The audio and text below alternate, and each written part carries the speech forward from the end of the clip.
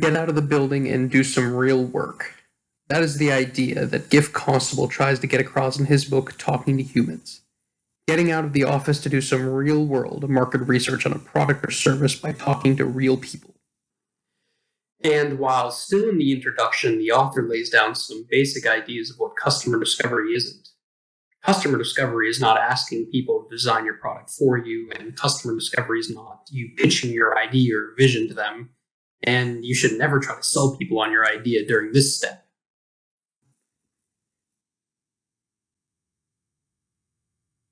At several points in the book, there are even these small cartoon breaks, and I find that this one sums up the meaning of the book pretty well. I admit that I would have been one of these redshirt employees before I read this book, too. Something I personally like about the book is how the information is relayed to the reader. It is set up like a story of two entrepreneurs, Koshi and Roberta, and their experience in marketing their new groundbreaking pillow technology. These two researchers end up doing their own adventure into customer discovery where they learn a lot about their market by going through the various ways that people buy pillows. This takes the form of going online to buy a pillow, going into the store to observe people buying pillows, and then interviewing those people on why they chose that specific pillow and what research they might have done beforehand.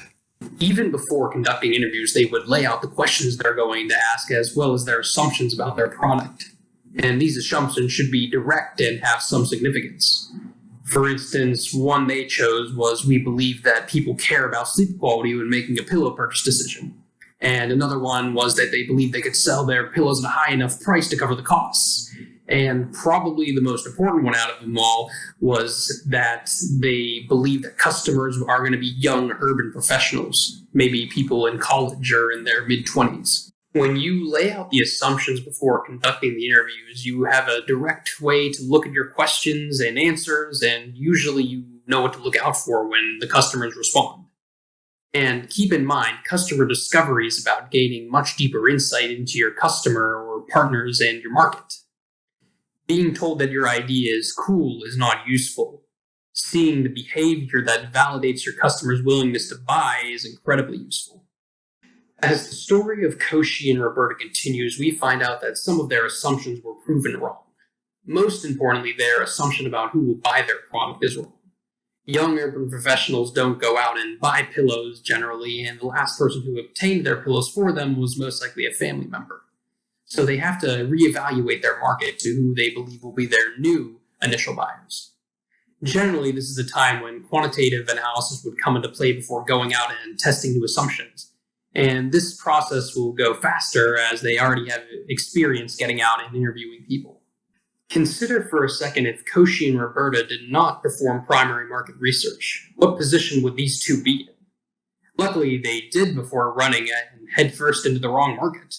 But what would happen if they didn't address assumptions or do their research and they did end up going into the wrong market? For that, we're going to look into a real-world example of a failure to perform customer research.